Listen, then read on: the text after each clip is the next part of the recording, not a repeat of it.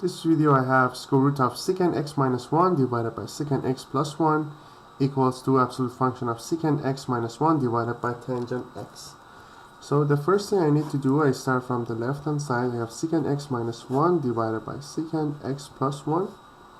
I multiply it by square root of secant x minus 1 divided by secant x minus 1. So I will have secant x minus 1 times secant x minus 1. Here I have secant x plus 1 times secant x minus 1. So then it will be this one. We will have secant x minus 1 squared divided by secant squared minus 1.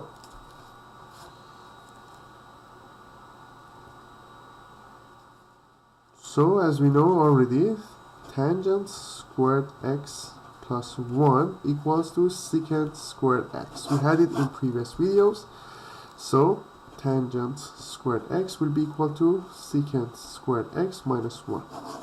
So now instead of this one I can write tangent squared. So I will have secant x minus 1 squared divided by tan squared x.